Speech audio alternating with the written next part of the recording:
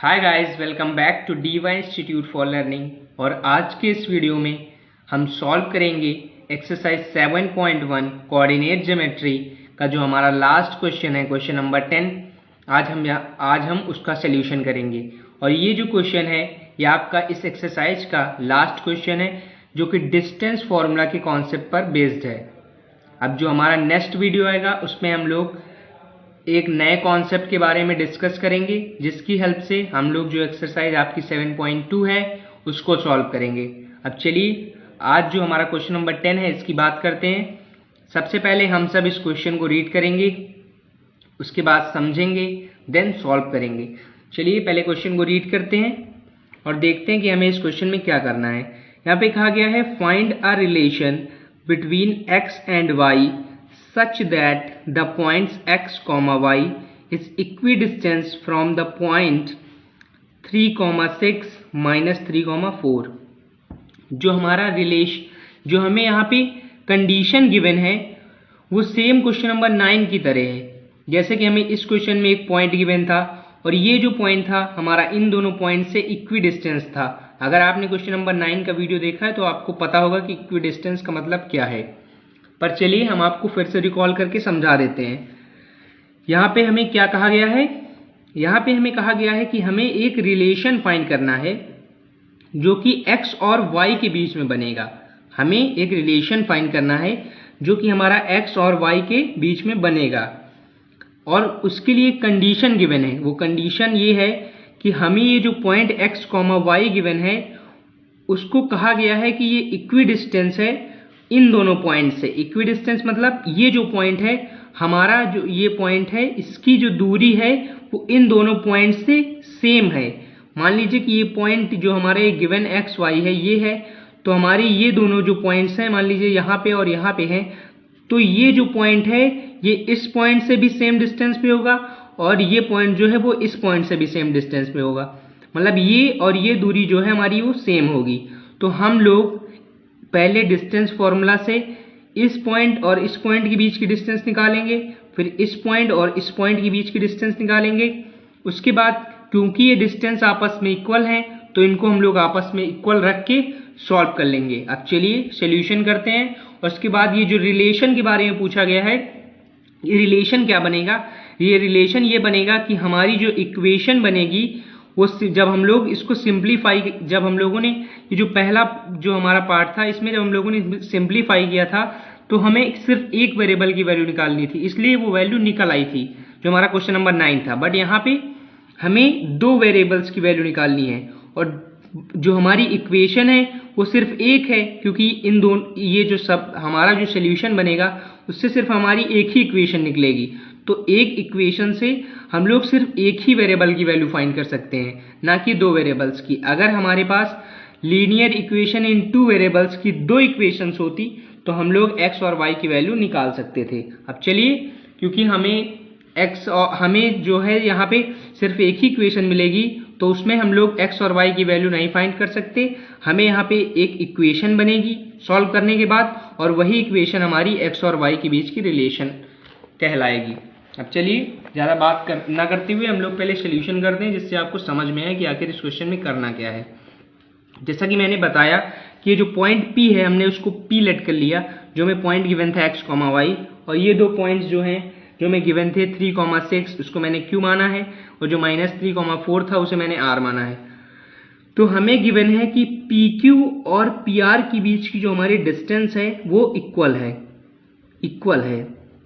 तो हम लोग जो हमें ये कंडीशन गिवन है कि इन दोनों के बीच की डिस्टेंस इक्वल है, तो हम लोग इसी कंडीशन के अकॉर्डिंग क्वेश्चन को सॉल्व करते हैं और जो हमारा आंसर आएगा वही रिलेशन कहलाएगा। जब आंसर आएगा तो आपको पता चल जाएगा कि आखिर रिलेशन है क्या। चलिए सॉल्व करते हैं। सबसे पहले हम लोग राइट कर लेते हैं जो हमें गिवन है। हमें क्या गिवन है कि जो हमारा पॉइंट है x, y, ये इक्विडिस्टेंस है। इक्विडिस्टेंस का मतलब आपको समझ आ ही गया होगा कि आपस में जो दूरी है वो इक्वल है। इक्विडिस्टेंस फ्रॉम जो हमारे दो पॉइंट्स हैं इनको भी राइट कर लेते हैं। पहला पॉइंट है 3, 6 एंड दूसरा पॉइंट है -3, 6। तो हमें ये कंडीशन गिवन है तो हम लोग इसी के अकॉर्डिंग डायरेक्ट चलते हैं और सॉल्व करते हैं इस क्वेश्चन को। यहाँ पे हम लोग क्या राइट कर सकते हैं, हम लोग यहाँ पे राइट कर सकते हैं कि हमारा जो पी क्यू है, जो डिस्टेंस बिटवीन पी क्यू है, पी और क्यू के बीच की डिस्टेंस, वो पी और आर के बीच की डिस्टेंस के इक्वल है। इक्वल हमें गिवन है, तो चलिए इसीलिए हम यहाँ पे डिस्टेंस फॉर्मूला राइट करेंगे और वैल्यू पुट करेंगे। क्योंकि डिस्टेंस इक्वल है तो डिस्टेंस हम लोग इन दोनों के बीच की डिस्टेंस कैसे निकाल सकते हैं, डिस्टेंस फॉर्मूला से। तो हम लोग वही डिस्टेंस आपस में इक्वल रखते हैं जैसे क्वेश्चन नंबर 9 में किया था। चलिए निकालते हैं। यहाँ पे जो हम लोग डिस्टेंस फाइंड करेंगे वो इस फॉर्मूले से फाइंड करेंगे, जो हमारा डिस्टेंस फॉर्मूला का सेकेंड टाइप है। चलिए राइट करते हैं। जो हमारा डिस्टेंस फॉर्मूला का सेकेंड टाइप वो क्या है, वो है x1 minus x2 whole square plus y1 minus y2 whole square.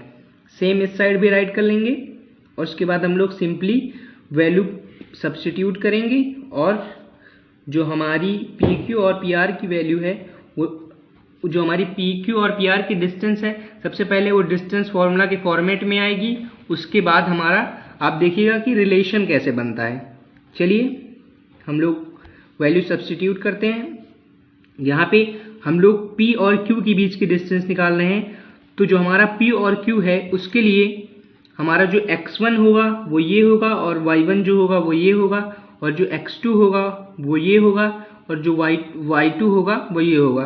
अगर आप चाहें तो यहाँ पे राइट भी कर सकते हैं। चलिए राइट ही कर लेते हैं जिससे आप लोग को आसानी रहे। यहाँ पे P के कोऑर्डिनेट्स लिख लेते हैं x, y।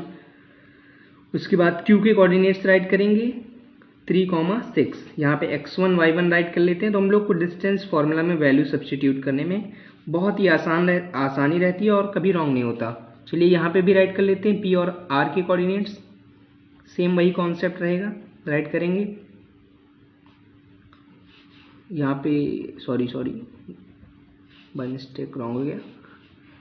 यहाँ पे हमने रॉन्ग किया है ना, यहाँ पे रॉन्ग किया है। चलिए सही कर। बच्चों जो हमारे आर के कोऑर्डिनेट्स थे वो थे -3, 4। यहाँ पे हमने रॉन्ग कर दिया था, आप लोग इसको सही कर लीजिएगा। अब चलिए यहाँ पे x1, y1 राइट कर देते हैं। आज जो हमारे डिस्टेंस फॉर्मूला का कॉन्सेप्ट है ये कंप्लीट हो जाएगा। कल से हम लोग नया कॉन्सेप्ट सीखेंगे। चलिए आज लास्ट क्वेश्चन हम लोग सॉल्व कर लेते हैं। यहाँ पे हम लोग डायरेक्ट x1 की वैल्यू पुट कर देंगे जो कि x है, और फिर हमारी जो x2 की वैल्यू है वो 3 गिवन है, इसे भी पुट करके स्क्वायर लगा देंगे। आप लोग डिस्टेंस निकालना बहुत मतलब अच्छे से सीख गए होंगे। मैं उम्मीद करता हूँ कि आप लोग मेरे सॉल्व करने से पहले डिस्टेंस निकाल देंगे।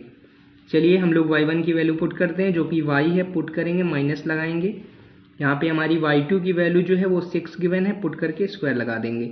सेम एज इधर जो पी आर का हमारा जो डिस्टेंस निकालना है उसको भी पुट कर देते हैं वैल्यूज़।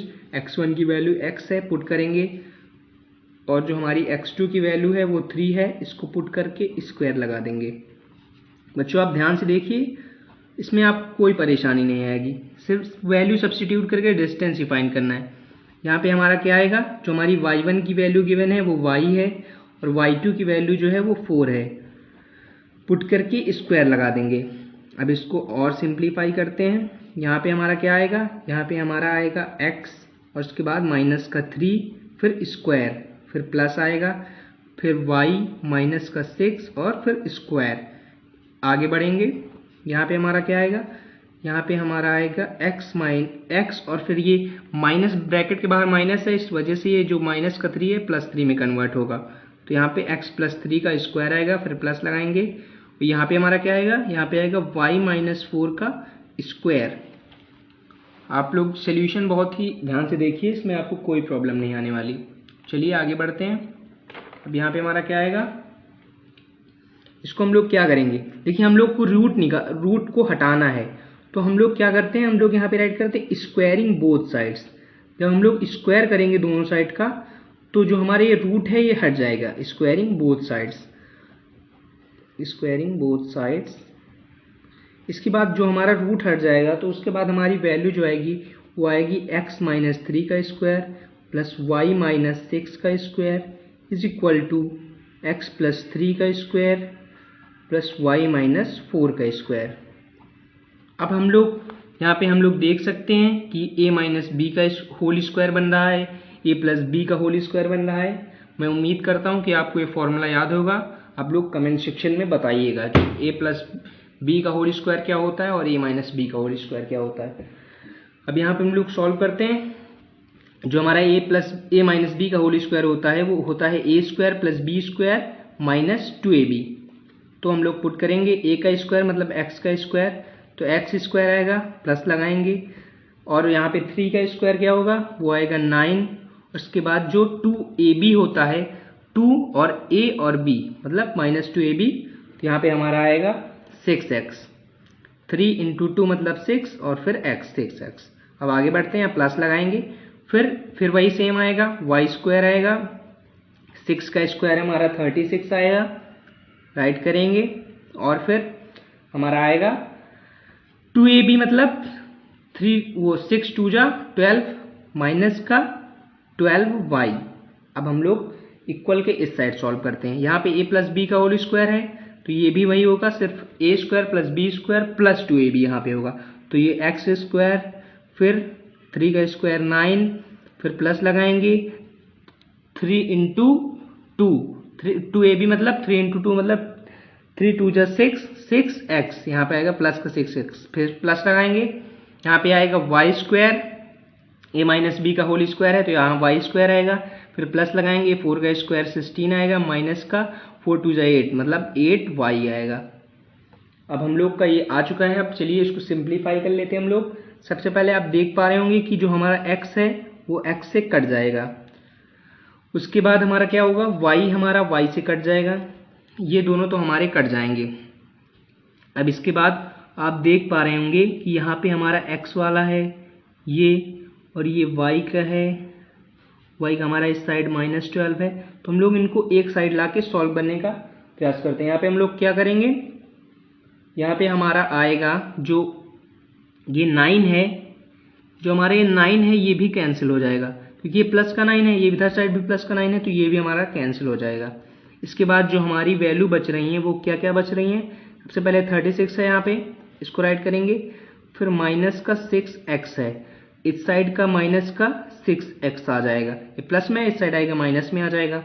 फिर यहाँ पे हमारा माइनस का 12y है, उसको राइट करेंगे, और जो प्लस का 8y, जो माइनस का 8y इस साइड है वो इधर आएगा तो प्लस का 8y हो जाएगा, तो इसे भी हम लोग राइट करेंगे। इस साइड हमारा कुछ बच रहा है, कुछ नहीं बच रहा, यहाँ पे ओ नो, यहाँ पे 16 बच रहा है, तो ये जो हमारा 16 प्लस का है इस साइड आएगा तो माइनस का हो जाएगा। अब हमारा यहाँ पे कुछ नहीं बच रहा, इसको इक्वल टू 0 करेंगे। अब चलिए सिर्फ इसको सॉल्व करना है। यहाँ पे 36 से 16 माइनस करेंगे, 20 आएगा, 20 को इस साइड राइट कर लेते हैं, फिर क्या होगा हमारा, उसके बाद हमारा ये जो -6x है और फिर ये -6x है, तो ये आएगा माइनस का 12x, ये प्लस 20 होगा, क्योंकि 20 जो था हमारा प्लस का था। यहाँ पे जो y है माइनस का 12y और 8y है, इसको सब्सट्रैक्ट करने पे आएगा माइनस का 4y, माइनस का 4y इज इक्वल टू 0। हमारी ये जो हमारी इक्वेशन बन रही है। अब चलिए इसको थोड़ा सा और सिंप्लीफाई करते हैं। बच्चों जो हमारी लीनियर इक्वेशन इन 2 वेरिएबल्स बन रही थी वो ये बन रही थी पीछे वाले पेज में। तो यहाँ पे हम लोग क्या देख पा रहे हैं कि हम लोग जो ये हमारा इसमें जो है ये माइनस लगा हुआ है, तो हमारी जो हमारा क्या कहते हैं वेरिएबल के साथ जो कॉफिशिएंट होता है उसमें हम लोग यहाँ पे माइनस नहीं लगा होना चाहिए जो इक्वेशन होती है। तो हम लोग यहाँ पे क्या करेंगे, यहाँ पे हम लोग माइनस जो है वो कॉमन ले लेंगे, तो कॉमन लेंगे तो ये जो हमारा 4 माइनस का था पहले, अब ये प्लस का 4 हो जाएगा, 4y हो जाएगा, और ये माइनस का जो 12x था ये प्लस का 12x हो जाएगा, और ये माइनस का 20 हो जाएगा, और फिर इधर 0, ये इनटू में है, इधर आएगा डिवाइड में हो जाएगा। तो ये हमारी इक्वेशन बनेगी 12x plus 4y minus 20 is equal to, ये माइनस इधर आएगा इसके 0 के डिवाइड में, तो ये 0 ही रहेगा, तो इसमें कोई फर्क पड़ने वाला है नहीं। यहाँ पे आप देख पा रहे होंगे कि ये जो इक्वेशन है ये हमारी 4 से डिविजिबल है, तो इसको हम लोग क्या करेंगे 4 से डिवाइड कर देंगे, डिवाइड करेंगे हम लोग 4 से पूरी इक्वेशन को, क्योंकि सिंपलेस्ट फॉर्म में इक्वेशन हमेशा राइट की जाती है। तो इसको डिवाइड करने के बाद हमारी क्या बनेगी इक्वेशन, 4 3 जा हमारा 12 होता है, तो ये आएगी 3x प्लस यहाँ पे y 3x plus y minus का 4 5 जा 20 इक्वल टू 0। जैसा कि मैंने आपको बताया था स्टार्टिंग में ही कि अगर हमें दो वेरिएबल्स की वैल्यू फाइंड करना है तो हमें एटलीस्ट दो इक्वेशन चाहिए। अगर हमें सिर्फ एक वेरिएबल की वैल्यू फाइंड करनी है तो अगर यहाँ पे हमको x की सिर्फ वैल्यू फाइंड करनी होती तो हम लोग निकाल सकते थे अगर y की वैल्यू गिवन होती। बट अगर हमें सिर्फ एक इक्वेशन गिवन है और दो वेरिएबल्स की वैल्यू फाइंड करने के लिए बोला गया तो वहाँ पे वैल्यू नहीं मिलेगी हमें, वहाँ पे हमें रिलेशन मिलेगा। जैसा कि आप देख सकते हैं कि यहाँ पे जो हमारा रिलेशन बोला गया था क्वेश्चन में फाइंड करने के लिए, वो रिलेशन आया है 3x + y - 5 = 0। तो हमारा रिलेशन जो है वो आ चुका है। मैं उम्मीद करता हूँ कि आपको ये क्वेश्चन अच्छे से समझ में आ गया होगा। अगर इसके बाद भी आपको कोई डाउट होता है तो आप कमेंट सेक्शन में पूछ सकते हैं। धन्यवाद, मिलते हैं नेक्स्ट वीडियो में।